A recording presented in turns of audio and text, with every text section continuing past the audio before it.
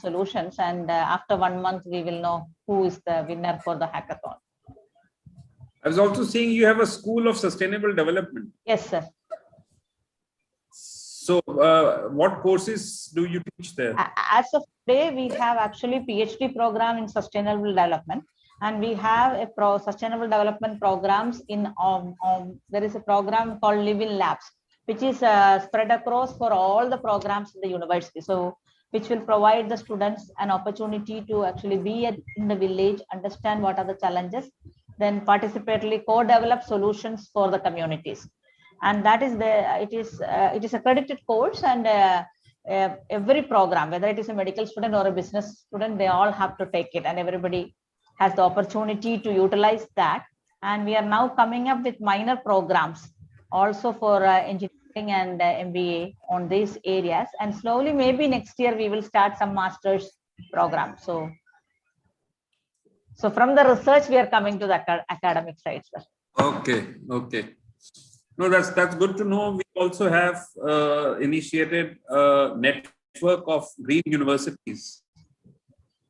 So at some point later on, I'll connect you to our team members who are handling that. It may be a good idea for you to explore if that is helpful for you.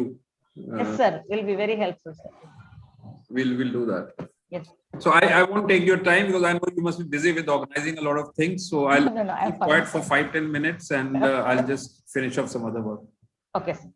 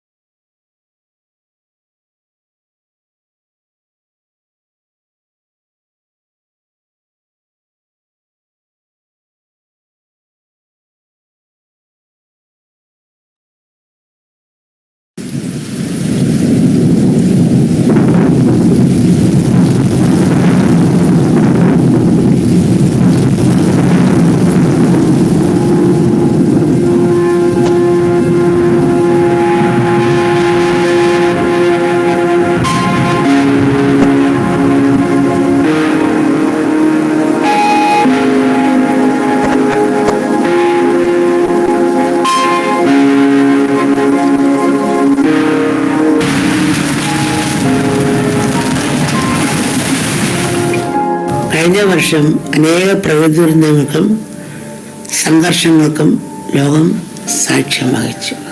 പ്രളയം നമുക്കൊരു താക്കീതായിരുന്നു, സന്ദേശമായിരുന്നു.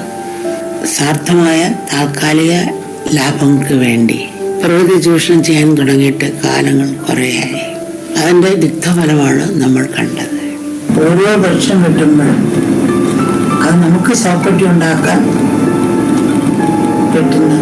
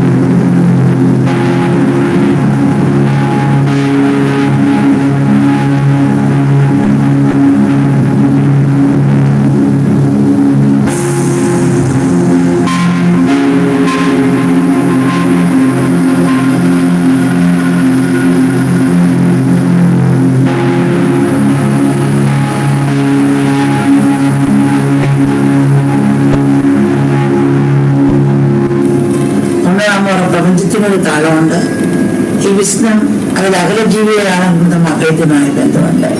പരസ്പരം ബന്ധപ്പെട്ട് കിടക്കുന്ന നെറ്റ്വർക്കുകളാണ് ഈ പ്രപഞ്ചം. 4 പേര് ചേർന്ന് പിടിച്ച് ഒരാടെ കൊണ്ട് സ്ഥലമുണ്ടായാൽ അതെല്ലായിടവും പ്രതിഫലിക്കും.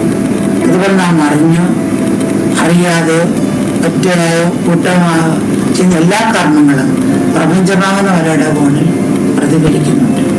അവർ മാറി നമ്മളെ മാറാൻ നടക്കില്ല. അത് മാറി നമ്മളെ മാറിയാലും മാറ്റം കൊണ്ടുവരും. നമുക്ക് എന്ത് ചെയ്യാൻ പറ്റുമെന്ന് നോക്കണം. കൂടുതലായി നമ്മൾ ചിന്തിക്കേണ്ട കാര്യമാണ് ഭാവിയിലേക്കുള്ള പ്രകൃതി സംരക്ഷിക്കുന്നതിനെ പറ്റി.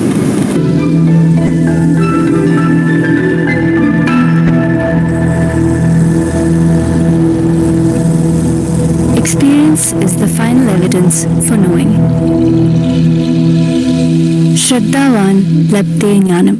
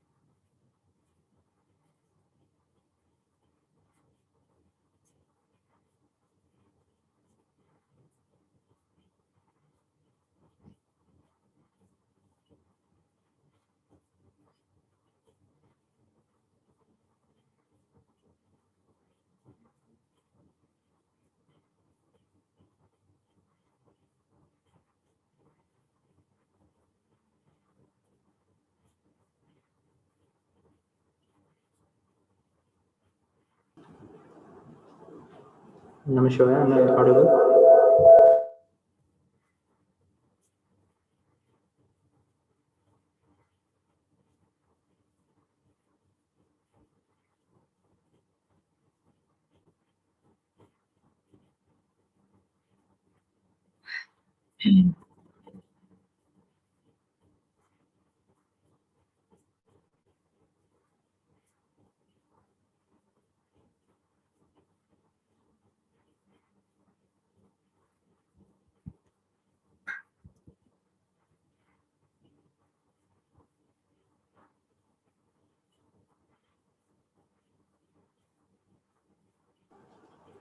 Namaskar.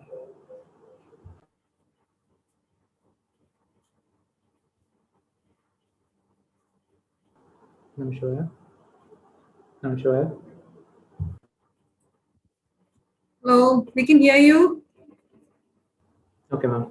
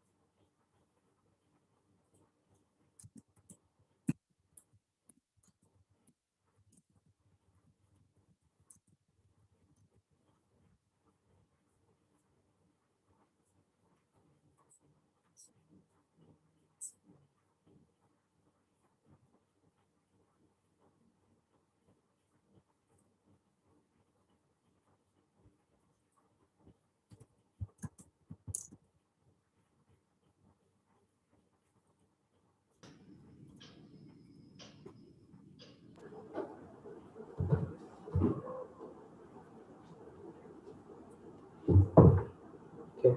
We have, good evening to one and all of you.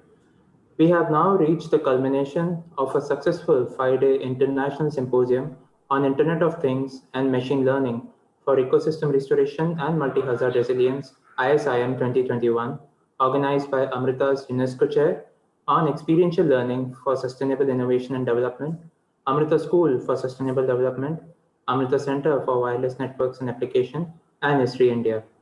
To commemorate the culmination of ISIM 2021, we welcome each and everyone to our valedictory event. For the last 5 days, we have witnessed elaborate and inspiring keynote speeches from a wide range of experts from around the world. As part of the symposium, events such as poster presentations, PhD colloquiums, and various workshops were hosted, where we saw a large number of participants from different corners of the globe. We believe that all of you have enjoyed each and every session at ISIM and have gained valuable insights from the experts hosted. I would now like to introduce Dr. Krishnashree Achyutan. Dr. Krishnashree Achyutan is the Dean of Postgraduate Programs at Amrita Vidyapeetham. She is the Director of the Center for Cybersecurity Systems and Networks and Amrita Technology Business Incubator at Amrita Vidyapeetham. Dr. Krishnashree is an ardent researcher with multidisciplinary interests and holds a PhD degree from Clarkson University, New York, USA. Her area of interests are cybersecurity and governance, mathematical modeling of systems, cybersecurity policy, Internet of Things security, public safety, innovation, educational technologies, and entrepreneurship. She also leads research teams focused on enhancement of laboratory education through virtual laboratories. She holds 33 US patents and has published over 50 publications in international journals and conferences. She has played an active role in several strategic initiatives for Government of India and has served as the principal investigator. It's my utmost pleasure to invite Dr. Krishna Sri Achyutan to deliver the welcome address. Thank you, Harichandana. I hope everybody can hear me. Yes, ma'am, you're audible. Thank you. So with utmost gratitude to our Chancellor who has inspired us to conduct this event, along with the numerous activities and initiatives at Amrita to help Mother Earth and the environment, I'd like to welcome everyone to this valedictory function of this International Symposium on Internet of Things and Machine Learning for Ecosystem Restoration and Multi-Hazard Resilience. In this valedictory function, we will hear the summary of the entire event and the key takeaways that were discussed, covering various topics for understanding and measuring the impact of climate change and multi-hazards, which is commonplace now, and ways to really address these ecosystem restoration, such as with technologies and other adaptation techniques, along with the sharing of best practices. It is an absolute pleasure to invite our chief guest, Mr. Atul Bagai, country head of the United Nations Environment Program. The UN and its initiatives and continuous effort has been so successful in increasing the awareness and commitment of large countries, organizations, multinational companies, and even appealing to the common man in safeguarding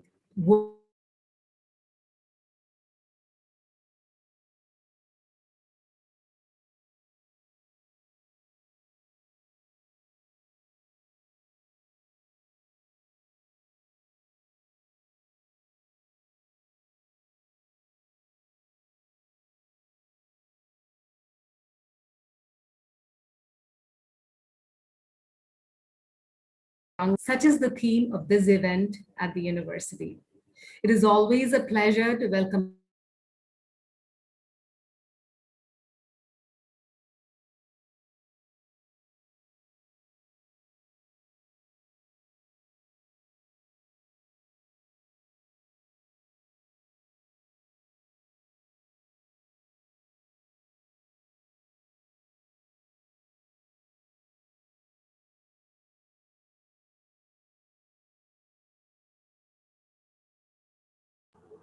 എനിക്ക് സൗണ്ടേ വരുന്നില്ല.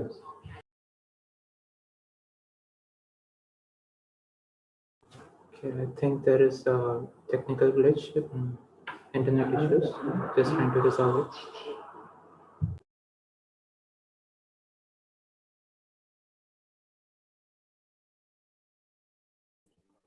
Not sure what happened. So I think I'll just once again just thank our chief guest for being here. He's our country head of the United Nations Environment Program, and the UN and its initiatives and its continuous effort has been so successful in increasing the awareness and commitment overall worldwide, and his own efforts have really made such a big impact in the country today. We really thank him for being here. I'd really like to thank our Vice Chancellor, Dr. Venkat Rangan, and my colleagues, Dr. Manisha Sudhir, Chair of the Organizing Committee of this event, Dean of the International Programs, Dr. Bipin Nair, Dean of the Faculty of Biotechnology and Sciences, Dr. Sudesh Kumar Wadhwan, Professor, Center for Wireless Networks and Applications, for joining us here. At the same time, in concluding remarks, I'd like to just mention that while we are calling this the valedictory, this is truly the beginning of the next phase for the eminent scientists, faculty from all over the world, students as well as researchers, to work together collectively and with even more rigor, especially with the new connections they have made in this event, to combat and mitigate the impact and havoc and the chaos that humanity is facing today. With those few words, I thank you once again for the opportunity to welcome all of you and look forward to this event. Thank you very much, Dr. Krishna Sri, for a warm and gracious welcome address to the concluding session of a successful symposium. Next, we will hear from Dr. Venkat Rangan, about ecosystem restoration initiatives undertaken by Amrita Vishwavidyapeetham. Dr. P. Venkatrangan serves as the Vice Chancellor of Amrita Vishwavidyapeetham, a pioneer of research in multimedia systems. He was the founder and director of the Multimedia Laboratory at the University of California, San Diego, where he served as a professor of computer science and engineering. By the age of 33, he was one of the youngest full professors at the University of California, San Diego. Dr. Rangan has been the recipient of the President of India's Gold Medal from Indian Institute of Technology, Madras in 1984.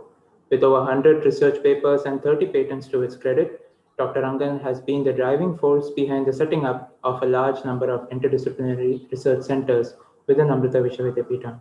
He has extensively collaborated with international and Indian government partners on various research projects. I would like to invite Dr. Venkatrangan to provide a snapshot on the ecosystem restoration initiatives undertaken by Amrita Vishwavidyapeetham. Over to you, sir. Om Amriteshwari Namaha. Thank you very much, and a very warm welcome to Dr.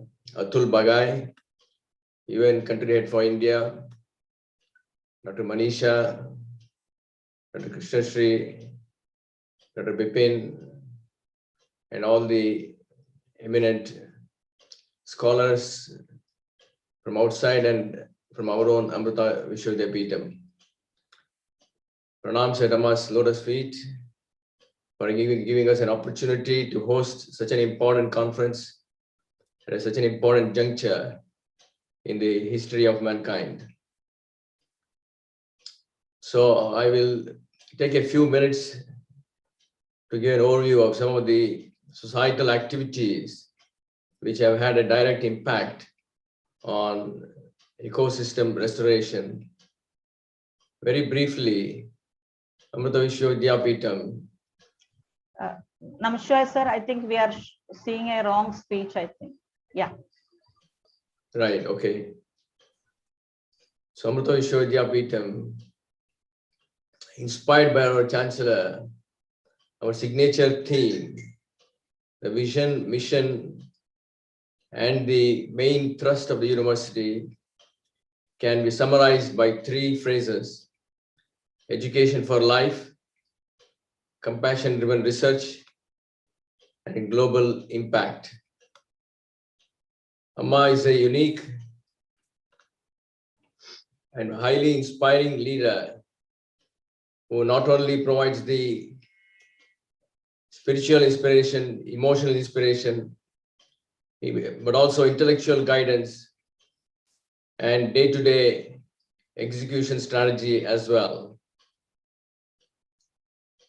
As a result of Amma's leadership, Amrita Vishwavidyapeetham, in a short span of about less than 20 years, has achieved some remarkable recognitions, both nationally and internationally. I'll just very briefly summarize the recognitions, both rankings by the World University Rankings of the THE, QS, NIRF, and selection as one of the top 20 institutions of eminence in India. Most recently, the World Impact Rankings. What is the impact the university has had on society has given us the top 50 spot, the only Indian university to figure in the top 100 category. Now on to some of the societal activities that have empowered the community, that have had impact on the local, state, national, and international communities.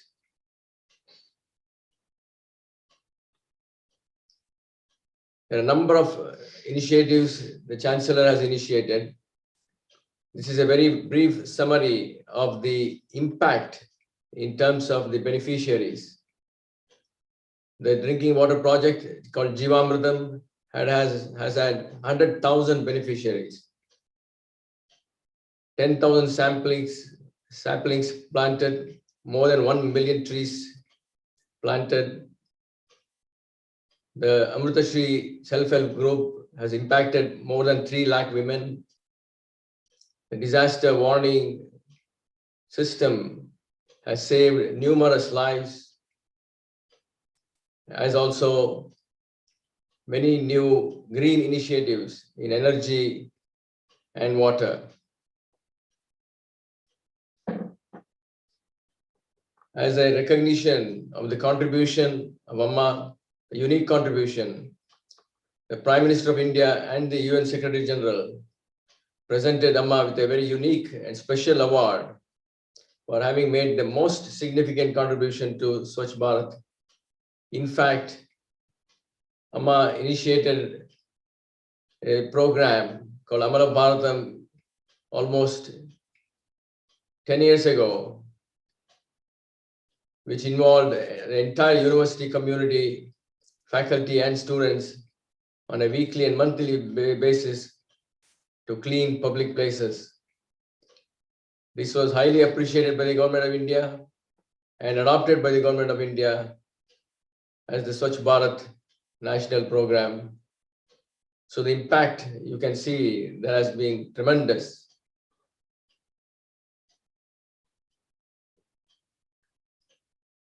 I have a lot of slides here. I'll skip on some of the slides that are self-explanatory. The Ganga cleaning project also had a huge contribution from the Mata Amritanandamai Mutt, both in terms of monetary infusion of resources, as well as the building of toilets all along the river course to maintain the river absolutely clean. Some of the Swachh Bharat and the policies that we have proposed are actually practiced by the university community, as a result of which our own campuses, based on a sustainability audit by the Government of India regulatory bodies, have achieved the #1 rank consistently for several successive years.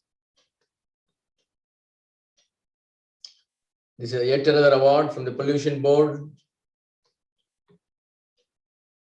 The Amrita Sri project, which has impacted more than 3 lakh women who have been empowered for small business, initiating small business as entrepreneurs, vocational training, life enrichment, etc.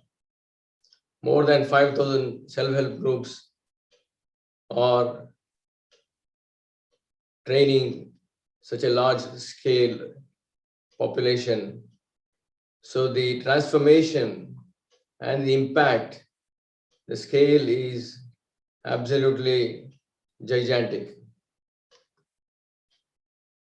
Here are some of the highlights of the Amrita Sri program: the community level ecosystem restoration, resilience to climate change, organically grown vegetables, tens of thousands of seeds distributed for growing organic vegetables, are some of the highlights of the Amrita Sri program, which have had a direct impact on the health of the families of these women as well, and also made them self-sufficient in terms of growing their own food. The Live in Labs is the flagship program, which in fact Dr. Manisha herself heads, was initiated in 2013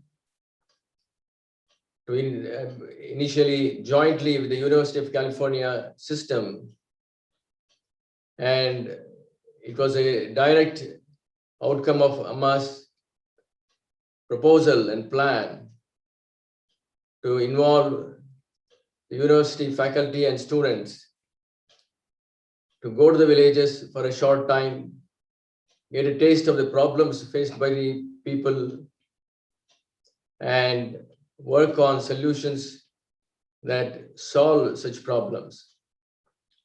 this adoption of villages is yet another very highly impactful program that Amma initiated and has been directly adopted by the Government of India and national institutions like the IITs and the various universities, both public and private, have appreciated the potential of living labs to impact, to accelerate the development of India.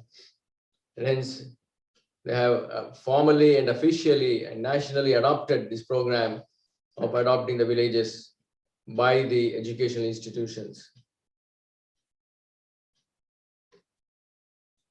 The thematic areas are very highly aligned with the United Nations SDGs: energy, water and sanitation, health and hygiene, livelihood and skill development, education and gender, waste management and infrastructure, agriculture and risk management, and a few more as well.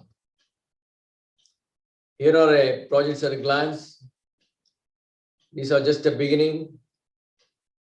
More and more students are signing up, volunteering, finding it very interesting and very rewarding and very fulfilling to go on living labs as part of international teams, not only Indian students, but students from many, many universities abroad. When they have learned about the Living Labs program, have found it very appropriate for translating their educational expertise into a societal benefit.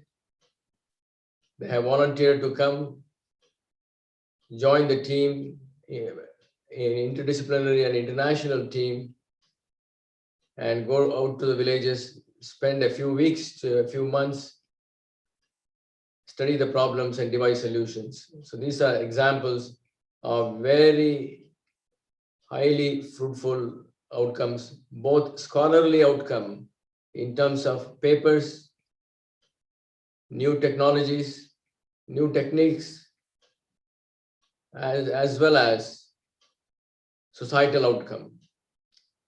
Scholarly outcome and societal outcome, like the dual wings of a bird, needed to fly high. In continuation of some of the projects,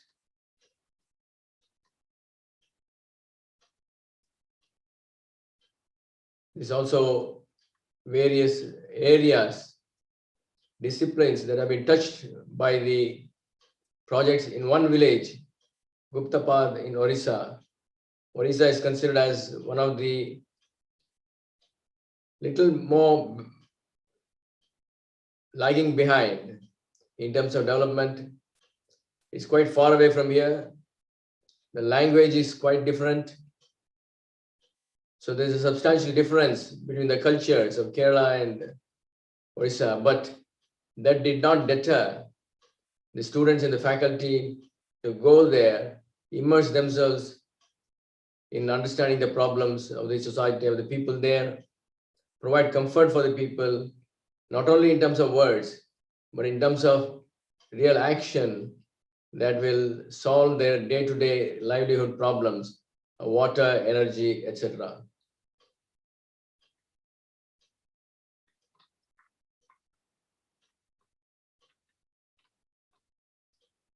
These are all the various locations within India. You can see that one university, Amrita Sri, because of the tremendous amount of support, guidance, and the reach and the footprint of the Chancellor, has been able to reach out to so many different locations within India, almost one or two in every state.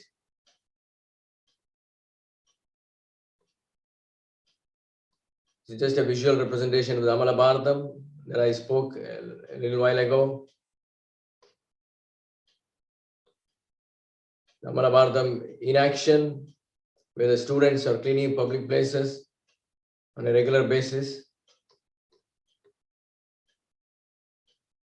Waste management project is a very waste management, recycling, and avoidance of toxicity at any stage of processing the waste is a very important goal for Amma. So all of our campuses, including the Mata Amrita campus, have a very efficient, clean, streamlined waste management system that can be adopted by rest of the nation as well. Agriculture is another area. We have just initiated a school of agriculture about a year ago here in the Coimbatore campus. I'll go through some slides very quickly. Organic farming. The youngsters are initiated into nature-friendly thinking, approach, and action as part of the youngsters organization called IoT. Here they are planting a sapling, distribution of organic seeds, planting of trees, the two in Delhi, the other end of the country from Kerala. This is another very important program, the Open Defecation Free Village campaign, where the very interesting construction technologies, there are modular and rapid and easy to maintain kind of a design. Design was developed, and then the locals in the villages are trained to build such a modular, easy to maintain, easy to use toilets.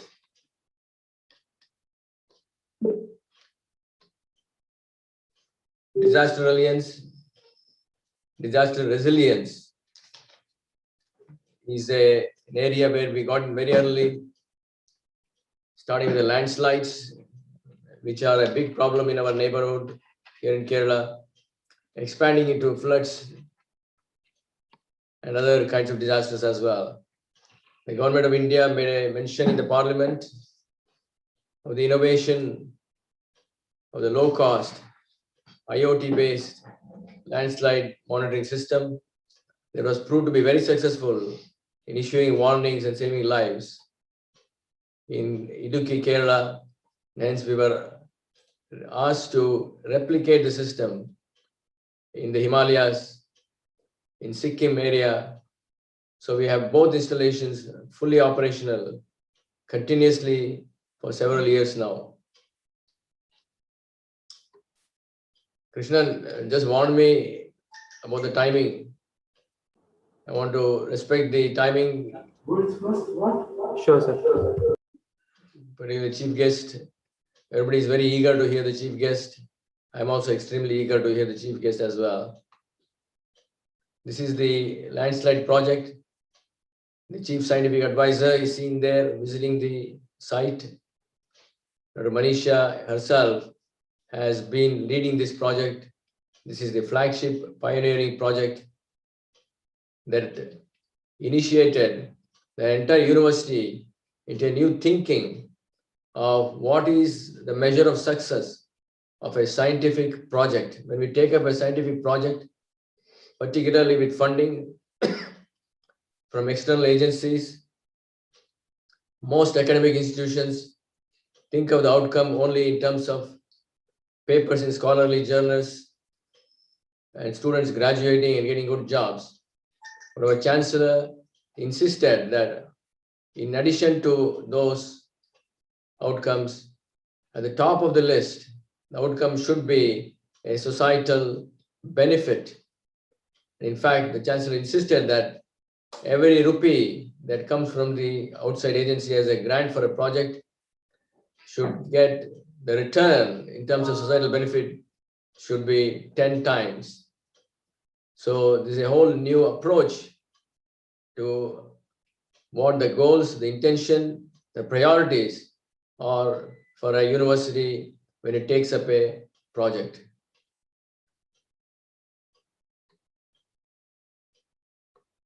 OceanNet is another very interesting project, particularly based on the local needs, where the local fishermen would go many tens of kilometers into the sea. They have no way to communicate back. The families are under stress all the time, whether the fishermen are safe. So Amma took a lot of compassion on these people, and we were surprised. Then Amma called Manisha and some of us and talked about this problem. Normally, as a researcher who is very interested in science and technology, would like to be in the international forums, would like to be recognized by international forums, I would never have thought about paying attention to this. I would have gone to the latest journals. What is the cutting edge problems in science and technology? I would have focused on that. But Amma refocused us, redirected our energies to say that the local population of fishermen is suffering because of the lack of communication. Never mind if no agency is interested in funding it, I will fund it from my own family funds. So that was the Amma's approach. She provided the seed funding from her own family funds, and this project became extraordinarily successful, very useful, generated a lot of patents, papers, artificial intelligence, machine learning technologies, communication technologies, in addition to having a direct impact on the local fishermen.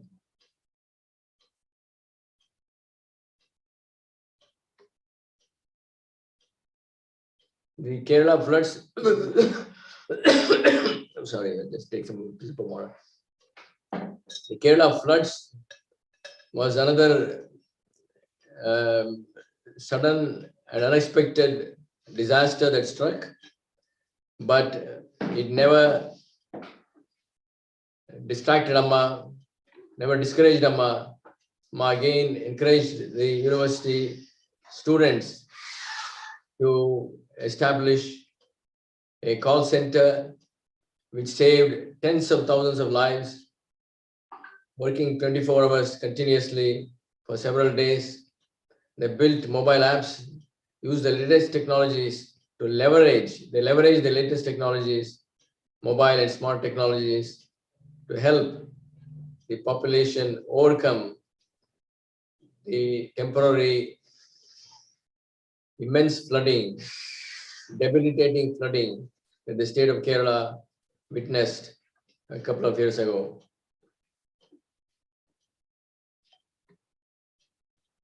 These are some of the other very interesting technology initiated systems for societal benefit.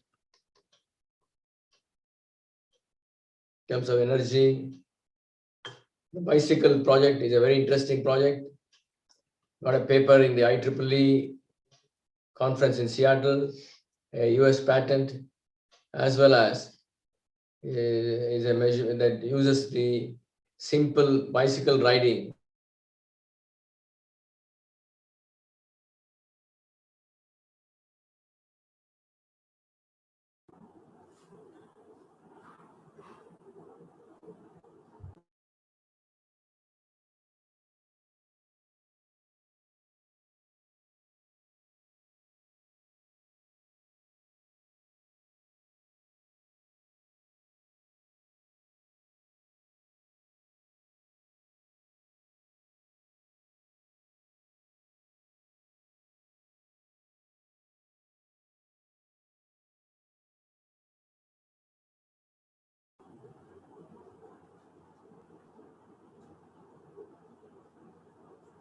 I think we have a bit of a technical issue.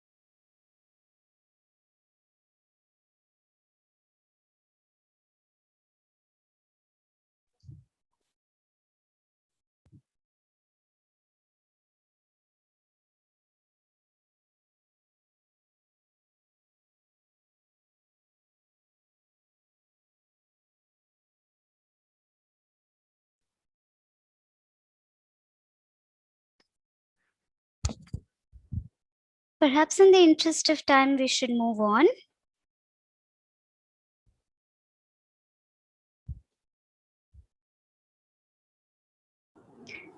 So I would just like to thank Dr. Rangan for your talk on the Amrita Vishwavidyapeetham initiatives.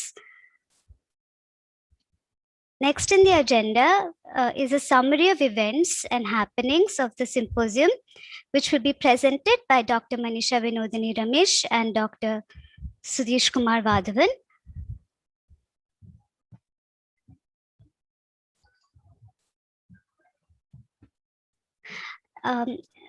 But before that, we will have a short video showing you all about Amrita's sustainability initiatives.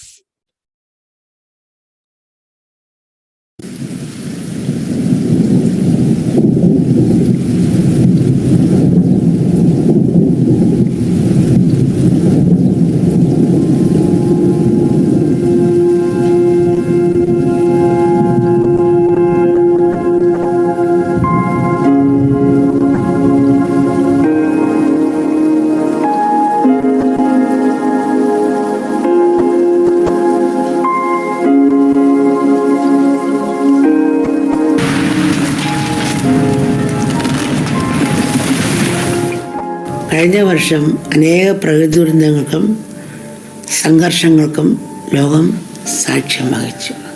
പ്രളയം നമുക്കൊരു താക്കീതായിരുന്നു, സന്ദേശമായിരുന്നു.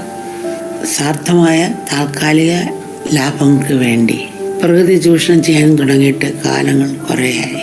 അതിൻ്റെ ദിഗ്ധഫലമാണ് നമ്മൾ കണ്ടത്.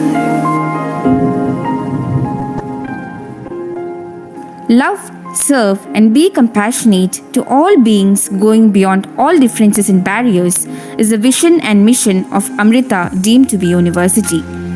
Our Chancellor, Srimata Amritanandamayi Devi, Amma, is the living embodiment of these very values.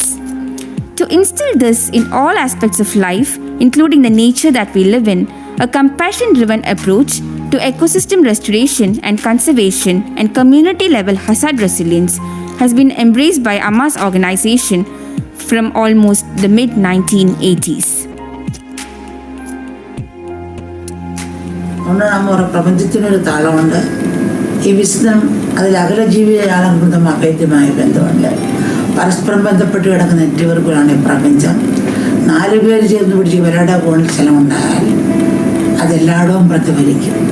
അതുപോലെ നാം അറിഞ്ഞോ അറിയാതെയോ ഒറ്റയായോ കൂട്ടമായോ ചെയ്യുന്ന എല്ലാ കർമ്മങ്ങളും പ്രപഞ്ചമാകുന്നവരുടെ ഫോണിൽ പ്രതിഫലിക്കുന്നുണ്ട്. അവർ മാറി നമ്മൾ മാറാൻ നടക്കില്ല. അവർ മാറില്ല, നമ്മൾ മാറിയാൽ മാറ്റം കൊണ്ടുവരും. നമുക്ക് എന്ത് ചെയ്യാൻ പറ്റുമെന്ന് നോക്കണം. കൂടുതലായി നമ്മൾ ചിന്തിക്കേണ്ട കാര്യമാണ് ഭാവിയിലേക്കുള്ള പ്രകൃതിയെ സംരക്ഷിക്കുന്നതിനെ പറ്റി. Amma leads the largest global drive in the world to spread awareness on conserving natural resources. In this regard, Amma has traveled to all the 6 continents and addressed over 50 million people. For the last 32 years, Amma has delivered more than 10,000 talks, including at the UN General Assembly and other international platforms. Amma has consistently conveyed and mobilized millions of people in conserving environment. ജീവിതത്തിൽ നാം നന്ദിയുള്ളവരാണ്. നമ്മളെ വളർത്തിയും പരിപാലിച്ചും ഈ സ്ഥിതിയിലെത്തിച്ച ഈ ലോകത്തോടും അതിലെ സകല ജീവജാലങ്ങളോടും നമുക്കൊരു കടപ്പാടുണ്ട്. ഈ ഭൂമി നമുക്ക് അമ്മയാണ്, ഈ പ്രകൃതി നമുക്ക് അമ്മയാണ്. അമ്മയോടുള്ള കടമ നമ്മൾ ഒരിക്കലും മറക്കരുത്. As a member organization of the United Nations Billion Tree Campaign, Amma's initiative called Green Friends has planted millions of trees across Europe, America, Australia, and Asia since 2001. Empowering the community for resilience to climate change has been one of Amma's prime objectives. The Mata Amritanandamayi Math's Amrita Sri program was launched in 2006 with the goal of aiding 500,000 women through the development of self-help groups. To have a clean environment and enhance the sanitation awareness in the community, the team has built more than 6,000 toilets with democratic participation. As an environmentally friendly alternative to sanitary pads, which causes a huge problem in landfills, a unique project, Swachh has been initiated. Under this project, the team has imbibed Amma's motto of waste to wealth and thus designed and distributed banana fiber-based pads by reusing the wasted fibers. This has helped to reduce the plastic waste and conserving the environment by using biodegradable, reusable fiber-based pad and enhanced women's awareness on health and hygiene. These pads can be reused and are proven to be non-toxic. Achieving energy sustainability is of key importance as we might see a foreseeable lack of resources in the near future. A few initiatives in this regard are tracking and localizing the energy resources available in each area and building sustainable sources of energy with it. Installation of a solar microgrid at Wayanad and a micro hydrogrid at Idukki, etc. are some of the examples as a part of this initiative. To make clean drinking water accessible to one and all, Amma's organization has launched Jeevamritam, USD 15.2 million clean drinking water provisioning project for 5,000 villages in India. This has already reached more than 100,000 villages in Kerala, which has enabled them to receive clean drinking water. Along with that, Amma has initiated several programs to provide water access by implementing water distribution systems, rainwater harvesting, community-level purified drinking water systems, etc. In today's world, where innovative farming methodologies like organic farming, hydroponics, etc. are the need of the hour, many of our campuses have been converted exclusively for this purpose. Once a barren land, Amrita's Etimede campus is one of the stellar examples in this regard. Visitors to Amrita's Coimbatore campus are often struck by its beauty. They remark about the lush greenery, the shaded walkways lined by the trees, the serene atmosphere. Amrita Vishwavidyapeetham Coimbatore has been awarded the #1 rank in the Technical Institutions category in the Swachhata Rankings 2017. A landslide early warning system has been developed by using IoT and wireless technology. This has helped to develop community resilience and disaster risk reduction, thereby helping to save a lot of lives. This system has been implemented in northeastern Himalayas and western Ghats of India. With the use of innovative technological solutions for the design, development, and deployment of disaster resilience solutions, Amrita has pioneered initiatives like the implementation of the first IoT system for landslide detection and early warning, crowdsourcing mobile application to manage the real-time risk level of flood, offshore communication system for fishermen to combat emergency storm by providing updates via internet connectivity has been developed and implemented. An Indo-German joint research initiative on urban flooding codenamed Flood Evac has been developed by Amrita University for monitoring and management of urban flooding using crowdsourcing. Amma's organization has always been on the forefront in case of any natural disasters by serving the victims with real-time medical assistance. The most challenging aspect of the aftermath of any disaster is rebuilding the social, physical, and emotional well-being of the affected community. A stellar example of a community resilience program is the rebuilding of communities after tsunami. Amma donated more than 100 crores as a part of the Tsunami Relief Fund.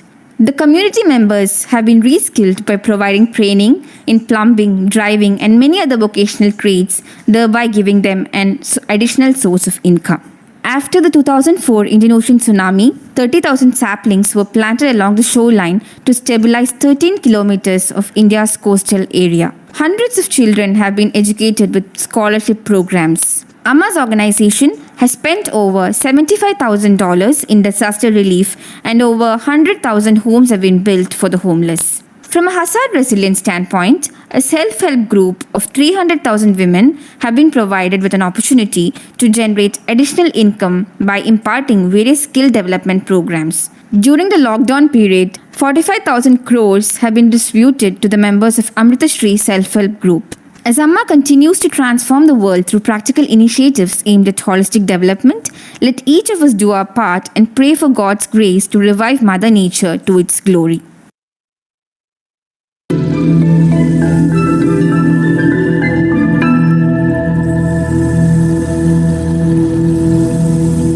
Experience is the final evidence for knowing. Shraddhavan labde jnanam.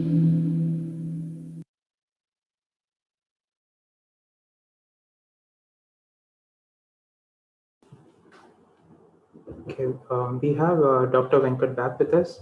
So over to you, sir. Yeah, sorry, my computer suddenly followed Bill Gates' order of shutting down. So I'll just take just a couple of minutes to conclude. The Indian Ocean tsunami, all of us know the gigantic effort that Amma put in, $46 million worth of relief, and the immense amount of effort. Next. The building of homes at the scale incomprehensible, almost 100,000 homes. Next.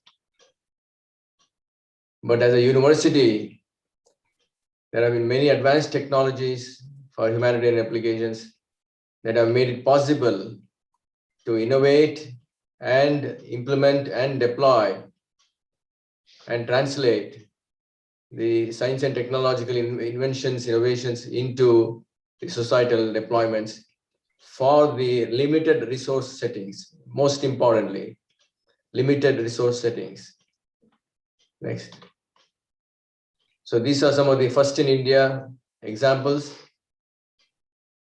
Next. First in the world innovations.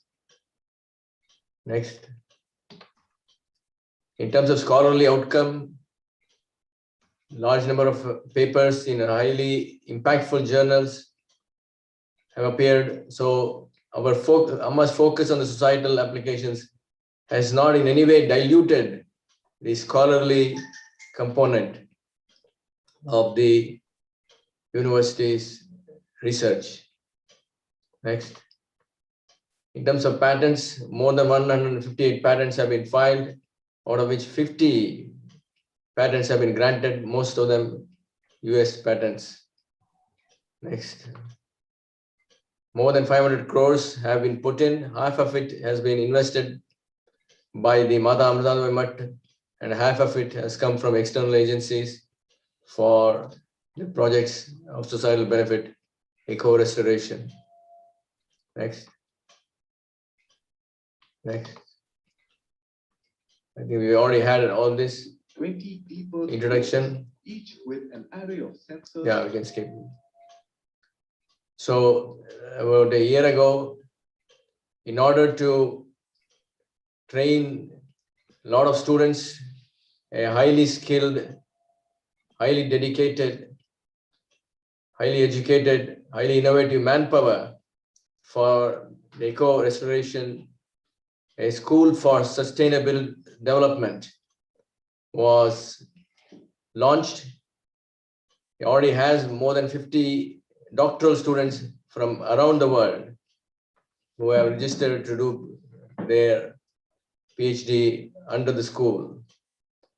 Amma is the chancellor of the school as well. Manisha Sir is the dean of the school, and it has a very eminent set of faculty from around the world who are guiding the students. That concludes my presentation. Thank you very much, Ratul. We're extremely happy that you're with us today. Look forward to hearing your guidance on how we can be even more effective in realizing Amma's vision of translating our university research into the eco-restoration and societal benefit. Thank you very much. Thank you very much, sir, for your insightful talk. Next in the agenda is a summary of events and happenings of the symposium, which will be presented by Dr. Manisha Vinodni Ramesh and Dr. Sudesh Kumar Udavan. Dr. Manisha holds multiple positions in the university. She is the Dean of School for Sustainable Development as well as for international programs.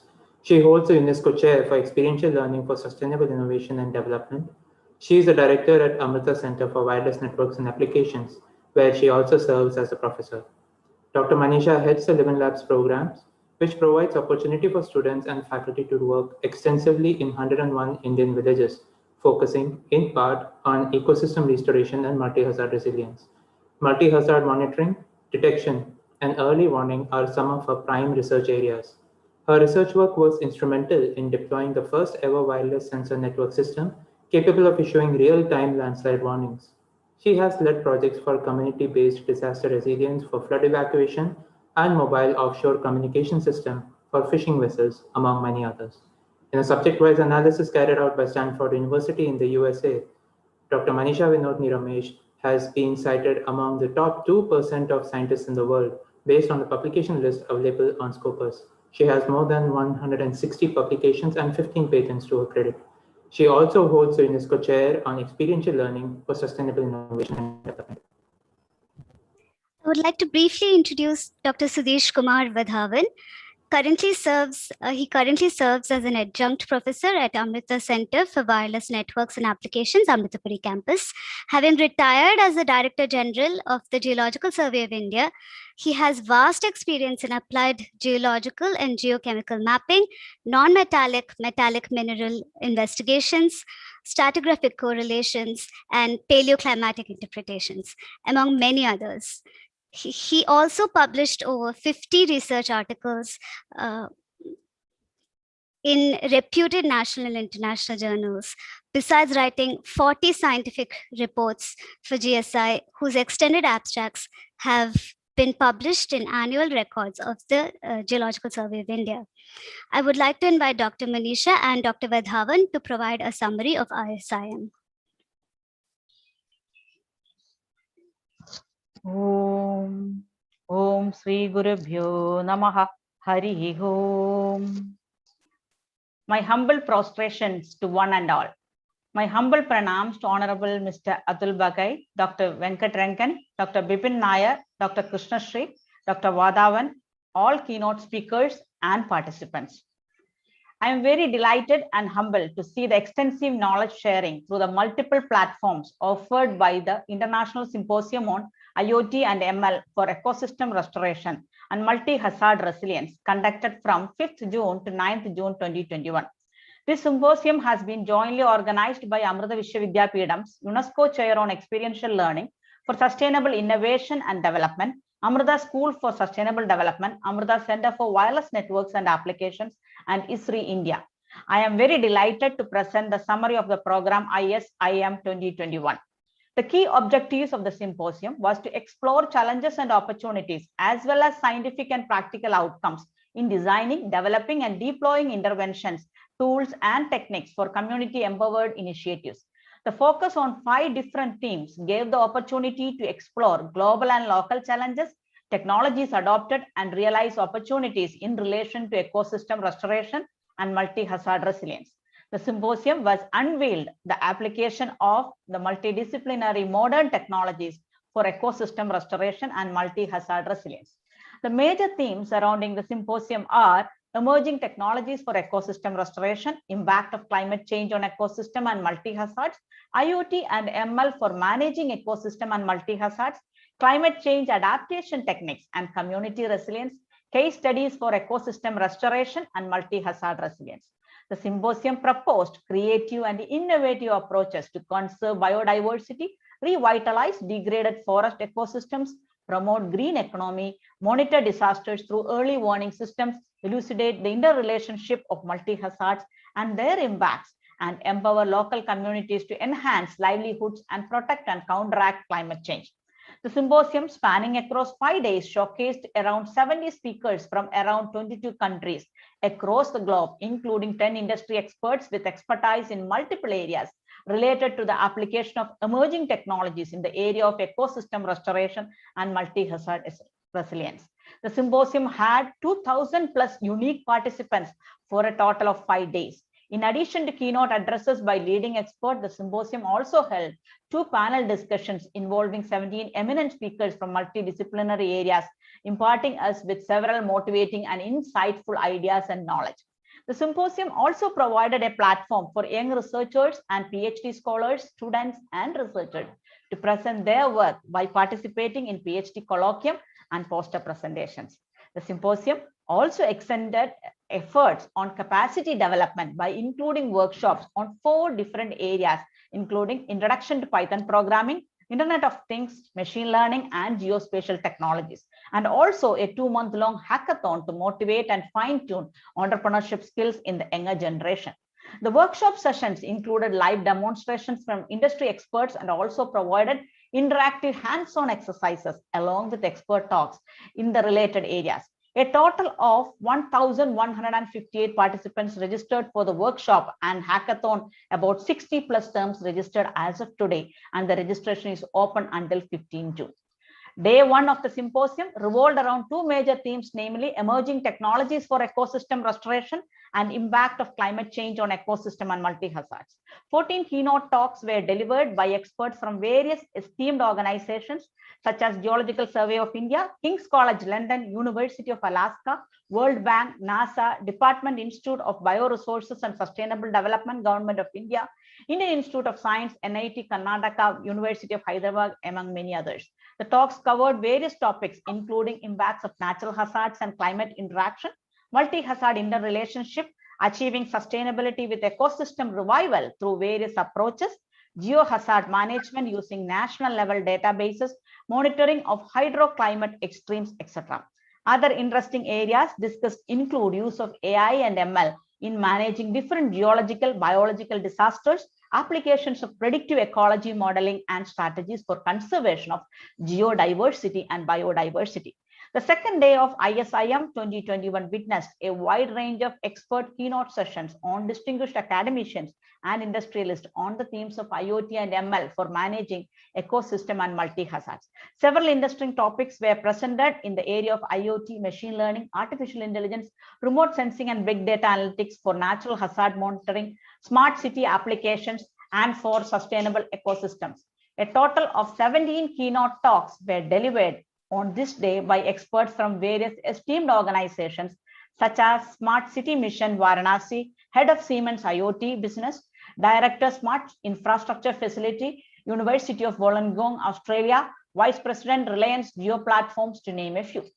Day 3 of symposium was focused on themes climate change adaptation techniques and community resilience, and case studies for ecosystem restoration and multi-hazard resilience, with around 17 keynote talks delivered by eminent speakers, including experts from Department of Science and Technology, Government of India, Schneider Automation, UNDP Fiji, British Geological Survey, National Research Council Italy, and so on. The presentation included the topics such as climate change action and adaptation approaches, community governance and resilience, techniques, nature-based solutions for sustainability, disaster risk reduction, etc., with some specific case studies from Italy, California, Nepal, Peru, Fiji, Uganda, among many others. I would now request Dr. Vadhavan to continue the summary. Thank you, Manisha ma'am, and my humble pranam to all the dignitaries and respected delegates who are participating in this valedictory function. In fact, apart from these keynote addresses, we had 2 very important panel discussions, again participated by a galaxy of international experts. This was held on day 2, first panel discussion, and it was the theme was on impact of climate change on ecosystems and multi-hazards, challenges and approaches. And the panel consisted of 8 members from esteemed organizations such as UNESCO, France, International Consortium of Landslides, Bosch, and University of Geneva. The main takeaways from this panel discussion include adoption of holistic approach towards natural diversity for meeting challenges and technological applications. Now, this implies that we simply cannot treat only biodiversity. We have to treat the nature diversity, which includes geodiversity also. So a holistic approach has to be adopted. Next is there needs to be a bottoms-up approach for better and long-term community involvement.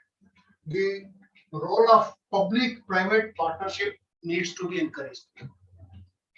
Next recommendation is that fragmentation of data which is scattered that needs to be compiled and we need to have a comprehensive data repository with a multidisciplinary approach for building up the continuing robust research. This data availability is to be encouraged, which is not happening at the moment. This is the feeling of the international experts. And the next point is national surveys and space data acquisition agencies.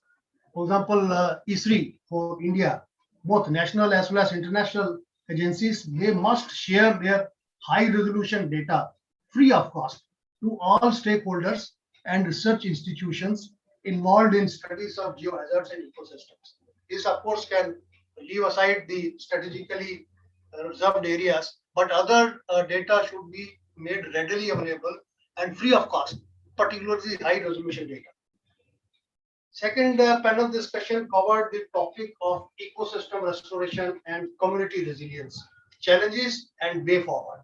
Now here the community involvement was more important, and the panel, which consisted of 9 members from various reputed organizations, including the Department of Science and Technology, Government of India, King's College London, National University of Singapore, UNDP Pacific Office at Fiji, University of France, and RMIT University in Australia, discussed a wide range of topics. Now, the main takeaways from this panel discussions, they include: number one, academia should act as a change agent. With climate change and ecosystem restoration studies, they need to be included in the school and college curricula for wider awareness and participation. We have to begin early for appreciating the kind of effects that climate change is going to have on the ecosystem restoration and other aspects. Need for multiple data integration, policy framework requiring bottoms-up approach. Presently need land to lab instead of lab to land. That has been the conventional practice, that we try to implement things which we develop in lab, then try to apply it on land. But now we know the traditional wisdom is always there, which needs to be translated along with the modern technology to implement the restoration aspects. So land to lab has to be encouraged.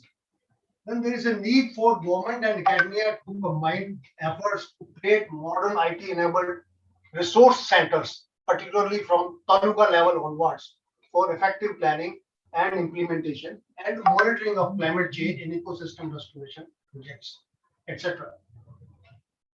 This was also concurrently having the programs on PhD colloquium, particularly from 3rd day onwards, and poster sessions. Gathered several participants from wide research areas from multiple countries. The proposals submitted have been gone through by an extensive evaluation by our own experts committee, and they have selected and given the opportunity to present 12 posters and 6 PhD colloquiums. These presentations have provided vibrancy and more insights into the current research occurring at various organizations. This incidentally also encouraged the participation of young researchers for this international symposium. Days 4 and 5 of the symposium saw a series of workshops also covering topics such as introduction to Python programming, getting started with IoT, introduction to machine learning, introduction to geospatial applications. Now, these workshops, they have brought in expert resource persons in each of the areas. The resource persons from industries such as Esri India, which is having MOU with Amrita University, and it's a partner, export partner for this particular symposium. Bosch Rexton and Sentius, along with the internationally recognized universities such as Ontario Tech, Canada, IISc Bangalore, and Amrita Vishwa Vidyapeetham. They have been actively participating in delivering the theory and hands-on sessions. Workshop 1 provided an introduction to Python programming, consisting of hands-on exercise on basic Python programming using Python IDLE environment. Again, from workshop 2, the participants learned about single board computers, GIT hub and Tinkercad, and also how to perform data acquisition from IoT-enabled sensors, transmit it to a remote server using MQTT, and store data in a server using databases. So this is the application of the emerging technologies and how the data acquisition is actually done and how it is processed. They also learned how to set up MySQL database and use Python to write data to the database. Main attraction of this workshop was to demonstrate the IoT platforms by Bosch and Syntheins. The third workshop on introduction to machine learning provided the participants with unique opportunity to understand the fundamental principles of machine learning, as well as experience hands-on demo of using a couple of simple machine learning techniques to model the environment and ecosystem using Google Colab. The workshop on introduction to geospatial applications provided the scope and opportunities in spatial thinking pertaining to its growing applications in various fields and sectors of society. The sessions involved a participatory approach with the students exploring the applied aspects of geospatial technology. They were provided with details on methodologies, available resources, software, and other contents related to spatial data structure, analysis, modeling, and visualization with exciting hands-on experiences. The symposium thus provided a great platform to share knowledge, ideas, and brainstorm for experts from various walks of academia, industry, and institution. With the world around us transforming rapidly, with adverse ecological impact owing to the multitude of natural and human factors, the symposium helped the participants fathom the gravity of the situation at hand.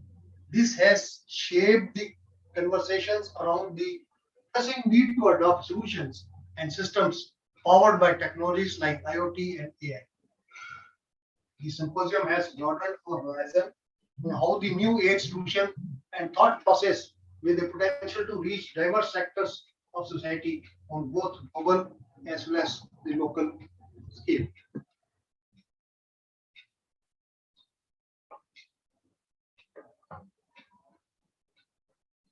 It has helped us to devise both provocative and reactive approaches to revive our ecosystem and build resilient communities in case of disasters. As our respected Chancellor Sri Mata Amrita Devi Amma says, that we need to proceed carefully with the awareness that each of us has a responsibility to protect Mother Nature, as any failure to do so might have a grave effect on the future generations to come. By remembering her words, I would like to thank one and all for joining this symposium, and we come to the termination of this symposium. And in fact, this has been a very great collective effort by all the, not only the organizing members, but a lot of faculty members from Amrita University and other experts who are part of the organizing team.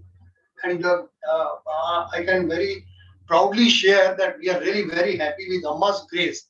We are coming to the conclusion of this great 5 days international symposium. Initially, we had some apprehensions because of the prevailing pandemic situation, whether we would be able to, draw so much of participants from international community. But with Amma's grace, I'm sure we have really achieved our objectives, and we certainly will carry forward the various takeaways and various recommendations that have been compiled here. So thank you one and all. Thank you very much. Back to you, Manisha ma'am.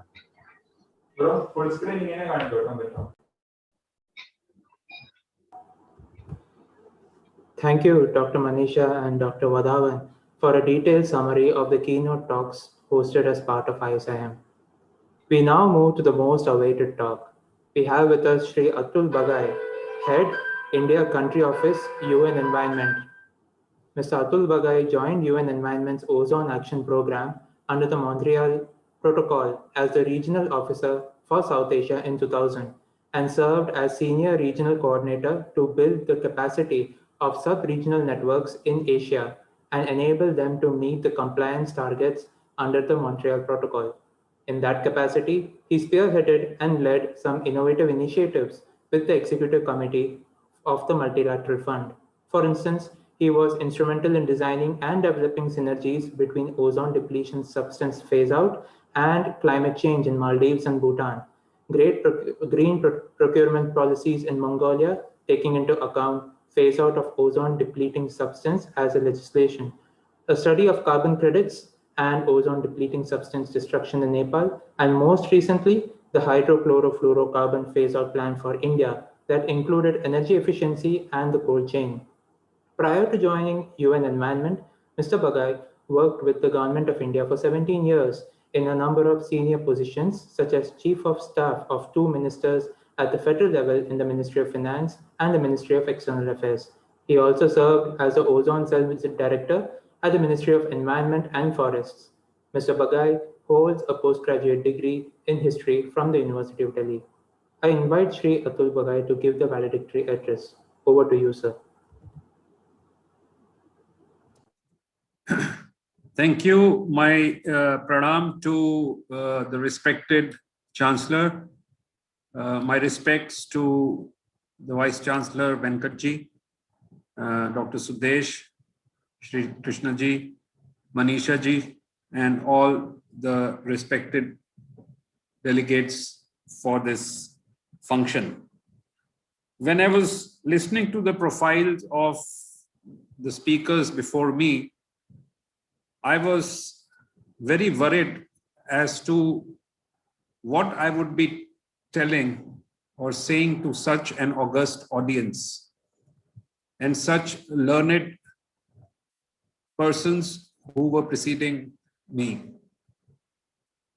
I, as my profile was being read, having only done undergraduation and a post-graduation in liberal arts and history, I was not sure if I could add any value to this very technical and very brilliant symposium on IoT and ML for ecosystem restoration and multi-hazard resilience. But I would certainly congratulate the university for choosing a very opportune moment for this topic, for organizing this symposium. As you are aware, and this symposium is being organized at a time when the whole world is launching the decade of ecosystem restoration. I think the proceedings of the last 5 days here will certainly be a path breaker for many countries, not only in the region, but in the world. I have been attending a lot of events over the last 1 week and also looking at environmental mitigation after coming to India for the last 3 years. I haven't come across a symposium as wide in its breadth as what you've organized, and as important and critical today to the whole world. And I really congratulate the university for thinking out of box and thinking far ahead and forward looking in this regard. As I said, we've launched the decade of ecosystem restoration. And I was also watching the beautiful documentary where the respected Chancellor was talking of how disasters are coming to us so frequently as a result of our actions. And she hit the nail on the head by talking about the interconnectedness in this universe and by also highlighting that our actions have led to the present situation and the present frequency of natural disasters. We all are reeling under COVID-19, and it's a pandemic that has affected each and every one of the 7 billion population of this world. It has been so immense in its reach that no pandemic in the past or no natural disaster in the past has had such a far-reaching impact on the whole world community. And the governments and individuals and the civil society are taking steps and measures to address the impact of this pandemic. But I look at this pandemic, and as the respected Chancellor also said in that video, I look at this pandemic as an ambassador of Mother Nature. Mother Nature has sent this as a warning, as her ambassador to us, to the human beings on this earth, that enough is enough. You have waged a war against Mother Nature, and you need to stop. You need to see that you are able to build a relationship with Mother Nature, which is one of peace. And this message from this ambassador is so very critical that each and every one of us needs to not only adopt it, also internalize it into our systems so that we stop waging this war against Mother Nature. And the reason why we are doing this is also that the importance of nature and the benefits that we derive from it have often been undervalued, or in fact not valued at all. One of the biggest benefits ecosystems and our nature gives is, for example, buffering against natural disasters, one of the issues that you've been discussing over the last 5 days. And the damage to our environment is so evident, not only through the pandemic, but in the increasing episodes of disasters during the last 2 decades, and especially those related to climate. And most of these disasters are human-induced disasters. So in hindsight, if we had proactively invested in the sustainable use and management of our environment, it is likely that many of the crises of our time, such as COVID-19, the climate and the extinction crisis, could have been avoided to a large extent. In fact, UNEP brought out a publication last year when the pandemic had started to bring on the table scientific evidence to say that the COVID-19 is largely the result of how we have treated our nature over the last 50 to 60 years, how we have destroyed our ecosystems, how we have cut down the forests, how have we spoiled our biodiversity, our ecosystems like oceans, rivers, mountains, glaciers.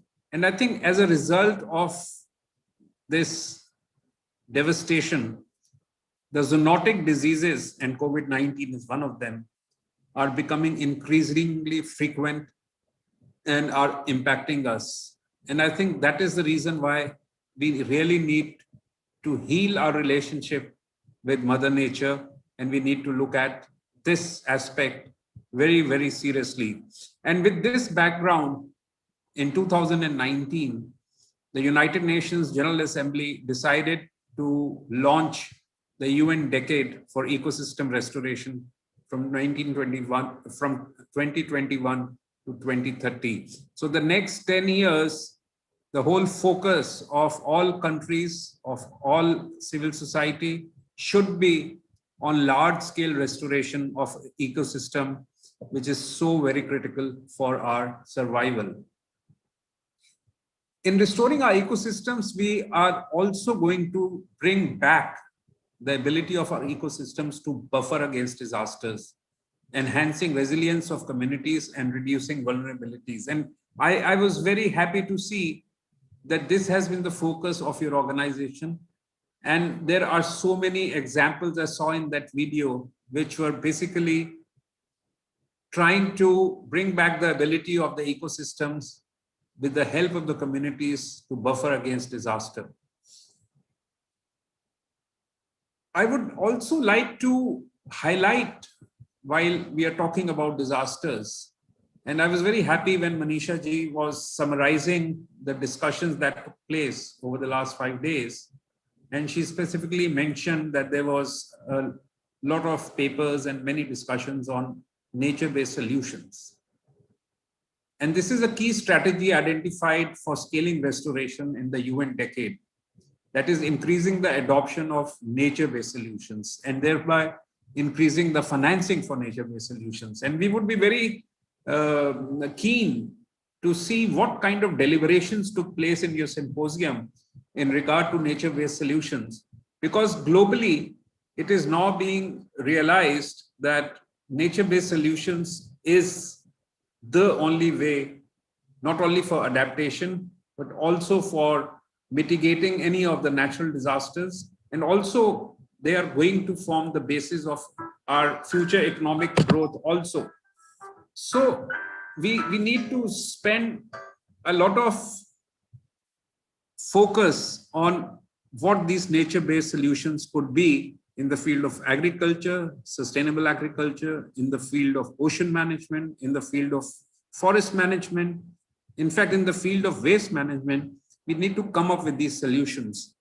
I can give a very recent example of how nature functioned as an infrastructure in the Bhitar Kanika mangrove forests, which served as a protective barrier when cyclone Amphan came through the Odisha coast in May 2020. This is a very good example of how nature-based solutions can help address the natural disasters and save the communities also. I would like to also highlight, coming from the decade of ecosystem restoration and how nature-based solutions are working. UNEP, our office is not a very old office in India. We set up this office about 4 years back. I joined about 3 years back, moved from Bangkok to India. And but we've started looking at some of these aspects as we are setting up our office and trying to build a robust portfolio. But one of the key areas where we thought we should start work was this new concept of what is called the Eco DRR. You're all aware of, and I'm sure your proceedings and your symposium would have covered this area very much. And we've started a little bit of this work in India, in the state of Kerala, along with the Kerala State Disaster Management and the Kerala Institute for Local Administration. And we've built up a few training modules and handbooks for the technical staff of the government at the panchayat level. And we would be very happy to share these details with you for the excellent work you are doing in this field. And I think this knowledge sharing is not only our mandate, but this is what we would also like to propagate and also encourage. We are also demonstrating community-based Eco DRR with demonstration sites in Odisha, in Gujarat, and Bihar. So this is some of the work which we are doing around the decade of ecosystem restoration, around disaster reduction, which have been the themes of your work. I will now spend a couple of minutes on the topic of your symposium and try to give some examples of how UNEP is trying to use some of that work which you all talked about over the last 5 days on IoT and ML. And this is an area of work that UNEP is now developing as part of the midterm strategy for the next 5 years, where we are coming up with a total focus on what we are calling the theme of digital transformation. And I can see very clearly, with the kind of extensive knowledge, expertise, and the experience which you all have in this area, we certainly would talk of you all being our natural partners in working with UN Environment Program in this regard. IoT and ML certainly are very important in filling data gaps, as my previous speakers also highlighted, and enhancing the ability to mitigate disaster risks. And this is one of the biggest gaps that the UN Decade Strategy also highlights on the limited technical knowledge, data gaps, and investment into the long-term research as a barrier to scaling up ecosystem restoration. And these gaps are what we need to address over the next 10 years. What we have been doing in a limited way under our Eco DRR work is working on flood risk modeling and climate change scenarios for Kerala, for example, using some of these technological innovations. We are also importantly using machine learning in our project to promote action against marine plastic litter in Asia and Pacific, especially focusing on the Mekong and Ganges River. The new machine learning tools developed by UNEP, Google, and other partners will be providing a detailed and accurate view of the plastic pollution problem in the river Ganga and beyond. And I think this is an area where your institution can really work with us. Right now, we are working in 4 cities in North India on the Gangetic Basin, because that's where the government of India wanted us to focus for obvious reasons. And that is where I think in our work, which we are doing with Japanese collaboration and Norwegian government collaboration, your institution can play a very, very important part. And I think after this symposium, certainly we would be very keen to have a separate dialogue with your team to see how we can take this forward. Tied to this work also is the modeling of species vulnerability to plastic ingestion and entanglement, which again can use ML. And I think these are the areas where we would be very happy to get more advice and more experience out of you, because from our perspective, we have the environmental knowledge, but our knowledge or experience on the technology is at a very low level. And that's where we would really look for you for advice in this regard. Certainly, it is very important to recognize that while we have a wealth of digital tools right now, but they are probably not enough to create change. We need to work with stakeholders to effectively design and develop digital technologies to solve climate, biodiversity, and pollution challenges. And as I said, the comparative advantage of UNEP or our teams would be our knowledge in the areas of ecosystems and biodiversity, and the comparative knowledge which you have in the fields of technology. And if these two can marry, I think we would have a win-win situation for the environmental mitigation. I would like to now conclude my speaking by raising a couple of issues, summarizing them, and also by focusing on where do we go from here? What do we expect from each and every human being on this earth to address this enormous challenge we all are facing? We certainly need to be cognizant of the scientific evidence that is before us, cognizant of what damage to Mother Nature can lead to and the health impacts of such damage, and to take corrective action and outline a new trajectory for development. That certainly has to be ingrained in each and every individual.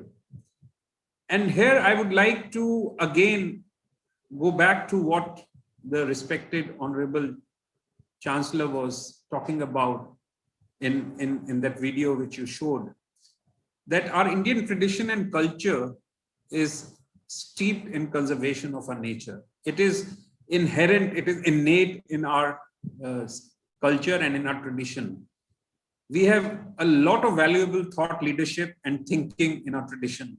And I think Honorable Chancellor and a lot of other thought leaders in our country are bringing this traditional knowledge to the Indian population. Within UNEP, what we've also done over the last 1 year, and that's another area where I think your organization can work very closely with us, is we've launched a strategy of working on environmental mitigation with faith-based organizations. And we have just launched a ecosystem counselor program with faith-based organizations like yours. And we invite your organization to join this ecosystem counselor program. We already have about 20 to 25 faith-based organizations from India, from various religions, who have come and joined hands with us to work with us on ecosystem decade and on ecosystem restoration. And I would like to extend this invitation to your organization to also join us and work shoulder to shoulder with us. That is for the broader faith-based organization that you run. And for specifically the university, which has organized this symposium, we would like to invite the university to become part of our Green University network, which we are launching in India. And we're trying to create a network across India of all the big universities to try to become not only members of the network, but also try to propagate environmental mitigation, try to adopt various environmental solutions for their campuses, and also instill a love for nature or healing the nature in all the students who are studying and all the faculty. And I think these two are the areas which, with an organization like yours that is steeped in our Indian tradition and our Indian culture, I see a very logical coming together of some of our programs and your organization. I would like to conclude by basically summarizing this whole debate that's going on, and again taking it from the Indian tradition and culture. In our tradition and culture, we have a very important saying called the Atithi Devo Bhav, that the guest is to be treated like a god. And this is something that is ingrained into us from the day we start understanding the world around us, that the guest has to be treated like a god. Today, I would like to take that one step further. When we launched the UN Decade on Ecosystem Restoration, we take this public discourse to the next level, that along with Atithi Devo Bhav, it is also Prakriti Devo Bhav, that nature is to us. And if we start looking at it in that perspective, I'm sure we would be taking a lot of steps to mitigate environmental damage and to conserve Mother Nature. And in this fight, I invite all of you to join hands with the world community, with us, to take this message all across the world. Thank you very much for giving me this opportunity.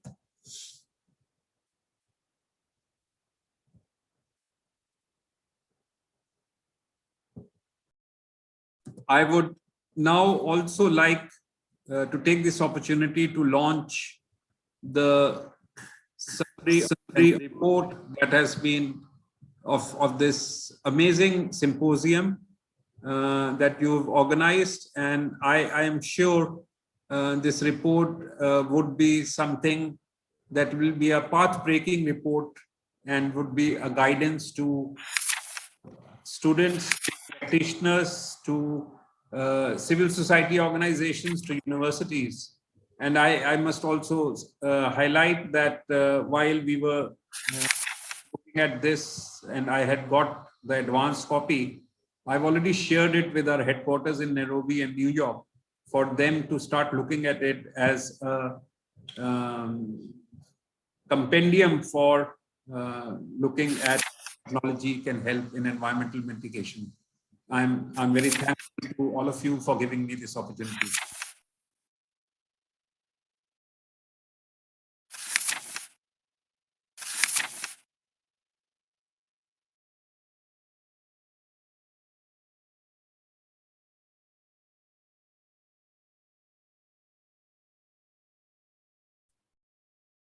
Thank you, Mr. Bagai, for an insightful and motivating talk and for doing us the honor of releasing the proceedings.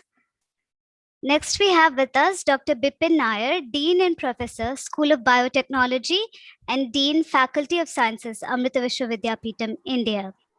Under his leadership, the School of Biotechnology has been a trailblazer in the area of both undergraduate and postgraduate academic programs, as well as PhD programs.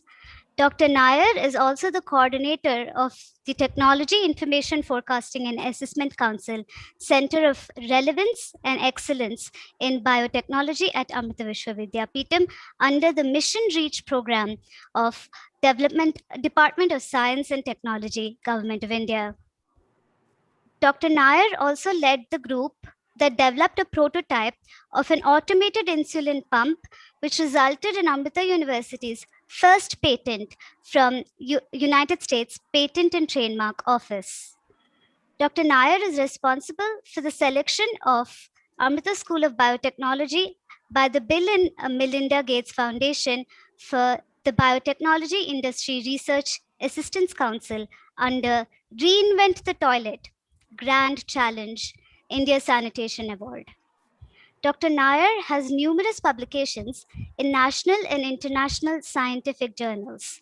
Dr. Nair is an associate editor for the international journal Current Pharmacogenomics, sorry about that, and Personalized Medicine, and also serves on several national and international advisory committees. I invite Dr. Nair to deliver the vote of thanks. Thank you, Ina. Good evening, everyone. Or perhaps good morning in the US. What a wonderful symposium this has been. The International Symposium on IoT and Machine Learning for Ecosystem Restoration and Multihazard Resilience, ISIM 2021. With over 2,000 participants, 70 distinguished speakers from 30 countries, and representing different institutions, including multiple UN agencies, the World Bank, national and state governments, international universities, premier educational institutions, as well as renowned industries. This has indeed been a spectacular event that provided the perfect platform for knowledge sharing and interaction between academia, industry, and government sectors on a global footing. Over the past 5 days, with keynote talks, panel discussions, workshops on IoT and machine learning, as well as a month-long hackathon to find technological solutions for ecosystem restoration and multi-hazard resilience, there has been tremendous focus on understanding and addressing the challenges and the impact, as well as the gaps in complex issues around ecosystem restoration, thereby providing the framework to evaluate multidimensional challenges in this area of extreme complexity. We're indeed extremely thankful to Mr. Atul Bagai, Head, India Country Office, UN Environment. We are all aware of your innovative initiatives, including the hydrochlorofluorocarbon phase-out plan for India that included energy efficiency and the cold chain. For our part, sir, as you mentioned, we would be happy to contribute in any way towards the efforts of UNEP. Thank you, sir, for your guidance and support. Thank you so much for being with us today. We are also grateful to Dr. Sudesh Vadvan, Adjunct Professor, Amrita Center for Wireless Networks and Applications. Thank you, sir, for all your help, and thank you for being with us for this event today.